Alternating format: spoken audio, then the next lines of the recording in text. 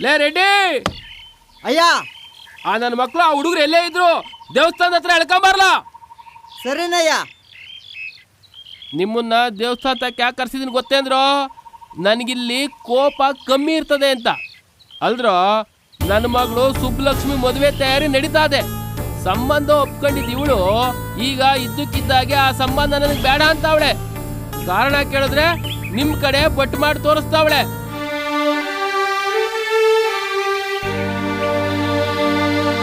ಸುಮಾರು 30-40 ಜನ ಗಂಡುಗಳು ಬಂದ್ವು, ಯಾವ ಕುದುರಿರ್ಲಿಲ್ಲ. ಈಗ ಇದು ತಗಲು ಕಟ್ಟದೆ. ಇವಳು ಆ ಸಂಬಂಧ ಬೇಡ ಆ ಸಂಬಂಧ ಬೇಡ ಅಂತ ಅವಳೆ. ಏನ್ರೋ ನಿಮ್ದು ವರಾತ? ಯಾಕ್ರೋ ಇವಳಿಗೆ ಮದ್ವೆ ಆಗ್ಬೇಡ ಅಂತ ಹೇಳ್ಕೊಟ್ಟಿದ್ದೀರಾ? ನಾವು ಮದ್ವೆ ಮಾಡ್ಕೋಬೇಡ ಅಂತ ಅಲ್ಲ ಹೇಳಿದ್ದು, ಮತ್ತೆ ಆ ಹುಡ್ಗನ್ ಮದ್ವೆ ಮಾಡ್ಕೋಬೇಡ ಅಂತ ಹೇಳಿದ್ದು. ಹೌದೌದು. ಯಾಕ್ರಪ್ಪ? ಆ ಹುಡುಗನಿಗೆ ಏನ್ ಕಮ್ಮಿ ಆಗದೆ ಅಂತ ತಲಾಂತರದಿಂದ ಜಮೀನ್ದಾರ್ ಅವರು. ಅವ್ರ ಅಪ್ಪನಿಗೆ ಅವನೊಬ್ಬನೇ ಮಗ, ಈಗ ಜಿಲ್ಲಾ ಪಂಚಾಯತಿ ಮೆಂಬರು. ದುಡ್ಡು ಕಾಸ್ಗೇನ್ ಕಮ್ಮಿ ಇಲ್ಲ. ಬಂಗಾರ ತಂಗಿ ಹಾಕೊಂಡು ಓಡಾಡ್ತಾರ. ಅವ್ರ ಮನೇಲಿ ದುಡ್ಡು ಎಣಿಸೋ ಮಿಷಿನ್ ಇದೆ. 50 ಸೀಮೆಸ, 10 ಟ್ರ್ಯಾಕ್ಟ್ರು, 30-40 ಜನ ಆಳು ಕಾಳು.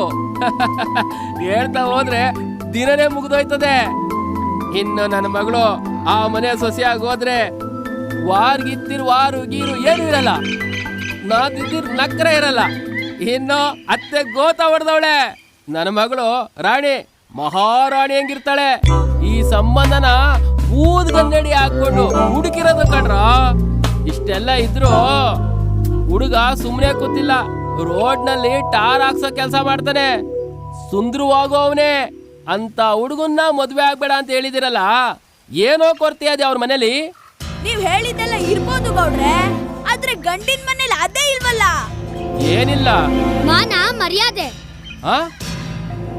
ಎಲ್ಲ ನನ್ನ ಮಕ್ಕಳ ಅಂಡ್ ಮೇಲೆ ನೆಟ್ಟಿ ಚಡ್ಡಿ ಹಾಕೊಳಕ್ ಬರಲ್ಲ ನಿಮ್ಗೆ. ನೀವು ಅವ್ರ ಮನೆ ಮಾನ ಮರ್ಯಾದೆ ಬಗ್ಗೆ ಮಾತಾಡ್ತಿರಲ್ಲ. ಅವ್ರ ದಾರಿಲಿ ಹೋಗ್ತಾ ಇದ್ರೆ ಜನ ಅಡ್ಡಡ್ಡ ಬೀಳ್ತಾರೆ. ಆ ಲೆವೆಲ್ಗೆ ಮರ್ಯಾದೆ ಉಳಿಸ್ಕೊಂಡವ್ರ ಅವರು. ನಾವ್ ಹೇಳಿದ ಆ ಮರ್ಯಾದೆ ಅಲ್ಲ ಗೌಡ್ರೆ. ಇನ್ಯಾವ್ದು? ಅದೇನ್ ಗೊತ್ತಾ, ಅವ್ರ ಮನೆಯಲ್ಲಿ ಟಾಯ್ಲೆಟ್ ಇಲ್ಲ. ಟಾಯ್ಲೆಟ್ ಇಲ್ವಾ? ಚೇಚೆ, ಅಂತ ದೊಡ್ಡವ್ರ ಮನೇಲಿ ಶೌಚಾಲಯ ಇರಲ್ವೇಂದ್ರಲ್ಲ? ಇಲ್ಲ ಗೌಡ್ರೆ, ಬೇಕಂದ್ರೆ ನೀವೇ ಇವಾಗ್ಲೇ ಫೋನ್ ಮಾಡಿ ಕೇಳಿ. ಫೋನ್ ಮಾಡಿ ಕೇಳೇ ಬಿಡ್ತೀನಿ ಇರೋರ್ಲ.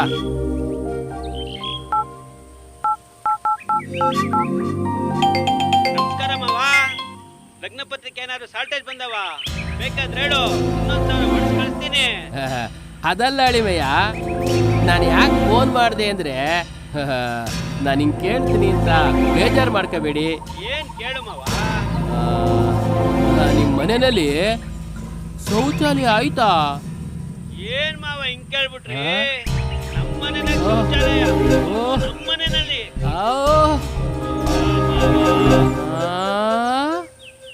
ಇಲ್ವಾ? ತೆಗಿರಿ ಮಾವ, ಶೌಚಾಲಯ ಏನಕ್ಕೆ ಅಂತ ಅಲ್ಲ. 30 ಎಕರೆ ಜಮೀನು, ಗದ್ದೆ, ಬೈಲು, ಪಕ್ಕದಾಗೆ ಒತ್ತುವರಿ ಮಾಡ್ಕೊಂಡಿರೋ ಕೆರೆ ಎಲ್ಲ ಅದೇ. ಇನ್ಯಾಕೆ ಶೌಚಾಲಯ? ಆ ಪ್ರಕೃತಿನೇ ಇಷ್ಟೆಲ್ಲ ಕೊಟ್ಟಿರ್ಬೇಕಾದ್ರೆ ಶೌಚಾಲಯ ಬೇರೆ ಬೇಕಾ?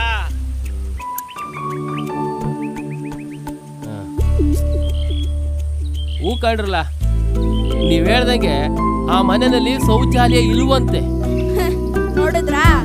ಈ ಕಲ್ಪನೆ ಮಾಡ್ಕೊಳ್ಳಿ ಗೌಡ್ರೆ, ರಾಣಿ ತರ ಇರೋ ನಿಮ್ ಮಗಳು ಆಳು ಕಾಳುಗಳ ಮುಂದೆ ಚೊಂಬಿಡ್ಕೊಂಡೋದ್ರೆ ಹೆಂಗಿರುತ್ತೆ ಅಂತ.